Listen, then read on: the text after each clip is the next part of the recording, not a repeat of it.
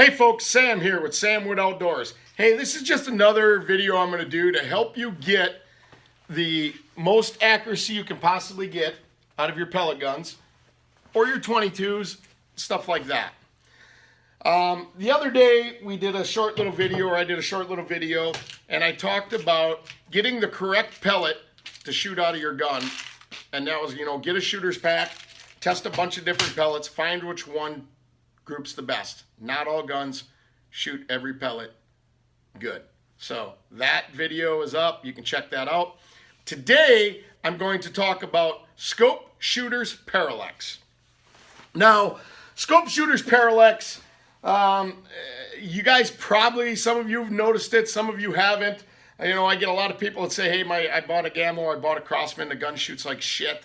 I can't get it to shoot. First thing we tell you to do, get a shooter's pack, try different pellets. Next thing you got to work on is your form. Scope Shooters Parallax is when you take your scope and you're looking through your scope and it seems like the crosshairs are moving. And you're chasing the crosshairs. That is Scope Shooters Parallax. So you're chasing the crosshairs, your gun's moving, you're not holding a very tight group. And what that happens in scopes that don't have an adjustable parallax or adjustable objective. You've all seen these scopes, these dials on the front where you can dial them in from 10 yards all the way out. I talked to you about my Marauder and told you I had the adjustable parallax here on the side. When I first started, just like most of you think, that this is just to focus the gun. It is to an extent, but it's a whole lot more than that. When you set it up, like I said, most of them come to 10 yards all the way up to 150 yards, and then it goes to infinity. When you do that, you're aligning these objectives in this gun this scope to the optimum position. And that eliminates them moving crosshairs. Now, I think some of you guys are thinking, I've never seen the moving crosshairs. I really haven't, and I didn't notice it until I started shooting these guns off a bench at 25 yards. Let's talk about scopes first. Most of the scopes we have nowadays, even on our rifles, are either a fixed power. This is a 4x32. It's a 4-power scope, 4-power magnification. It's got a 32 millimeter objective. The 3x9s, they're 3-power magnification all the way up to 9-power. Most of us do not have an adjustable objective on the front of our scope or a parallax because we think that's just for target shooters. And most of the time, it is never going to give you a problem because these scopes are set up basically as an industry standard to have objectives set up to be perfect at about 100 yards. That's just the American way, the American standard. It is what it is. So at 100 yards, you're never going to see this. You can take this 4x32 power scope, get out there about 100 yards, and you're probably never going to notice it. But where it becomes a problem is as you move the target closer. And that's what pellet gun shooters are doing. We're shooting closer ranges. You come in at 25 yards, and you look through this scope, and you'll start to notice the crosshairs floating. If you don't believe me, go grab a gun that doesn't have an adjustable objective on it, set it in a bench vise or set it on some bags or get some rags or whatever you got to do and take a target at about 25 yards, even 10 yards, and line up them crosshairs. Then move your head up, down, right to left, and you'll notice them crosshairs, they're floating. And that gets kind of freaky when you're shooting and you're trying to get groups. That's how I noticed it. I started getting them groups. It wasn't a whole lot noticeable to me. It would kind of be noticeable to me at first, but then I would kind of bear down. And the one thing is I don't hold every gun in the same position. Most of them I got my scope adjusted pretty good. Some guns I don't really dick around with a whole lot because I don't use them a whole lot.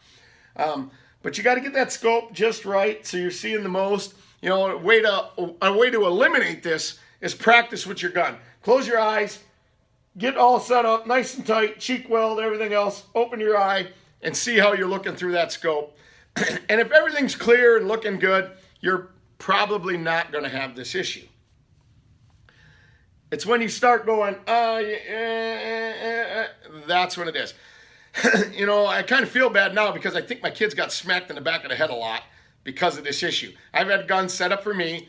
My kid gets it. And we've all heard this. Your kid or your wife, you hand them the gun. I can't see nothing. It's black. And then we always say, move your eye closer. And they move their eye closer. Oh, no, I can see. You know, and they might get just a little bit of the scope or half the scope. They're not going to put their cheek on the stock exactly the same every single time. They're not going to look through the scope. And if you're shooting at about 25 yards, they are going to experience scope shooter's paradox. When you get a gun and you see what I just talked about, you're going to see what it is. Ways we can combat this. We can get these scopes with adjustable AOs, and if you see a lot of pellet gun scopes, a lot of the, not the entry-level guns, most of the entry-level guns are fixed. Maybe, you know, they should change that. I don't know, but it's all about money and getting people to buy, and, you know, they want a $139 gun, not a $199 gun. You're getting $199 to $250 guns. A lot of them have adjustable objectives, AO scopes. And if you learn how to use them, you're not going to experience scope shooter's paradox because everything's aligned perfect if you set the gun up, and it's going to be, you're going to shoot better. That's one reason why I think people think the more expensive guns shoot better. Not the case, because I've taken these AO scopes and I'll put it on this gun and I'll experiment around, and it does help this gun shoot better because it is eliminating the shooter's paradox. So I know I have a little bit of shooter's paradox no matter what, but it is what it is. So the other day, I was setting up to do this video, and I was going to film. I was going to put the scope cam on, and I was going to move it around, and I was going to show you on video shooter's paradox, scope shooter's paradox, or parallax, I mean, and it didn't move. It was kind of weird. It was like, why is that not working? And I'd look through the scope, and yep, them crosshairs would float, and I'd put the scope cam on, and they wouldn't move. So there's something in the way everything is used with a setup with a scope cam that eliminates shooter's parallax, scope shooter's parallax. I don't know what it is. I'm just a dumbass redneck that stumbled across all this stuff, and I'm passing it on to you. So from now on, no matter what, you're always going to see me do pellet gun reviews with a scope cam on the scope because I want it to be about the gun, not about the shooter. So I'm glad I stumbled on that. Kind of explains why I was pretty surprised when I put this scope cam on, how good I shot. It was like, wow. You know, I'm not even shouldering the gun. I'm not doing anything like that. You know, one guy that always amazed me was Ted from Ted's Holdover. If you guys think my scope cam footage is great, you ought to go see that guy's. But he, you know, he's the same way, and he always used to amaze me. He still amazes me because the way that man figures things out in his head about holdover and windage and everything else just boggles my mind. But now I understand it is a lot easier to be accurate with a scope cam on there. I don't know why, it just is. So anyways, that is basically scope shooter's parallax. I hope I explained it to you. I probably not, but at least you know it's there. You know what it is. Like I said, I'm sure I could go into all this scientific stuff. I could research it, and I am gonna, and I have been, and I want you guys to do the same thing. But I just wanted you to be aware of it, so that too can help you to shoot these pellet guns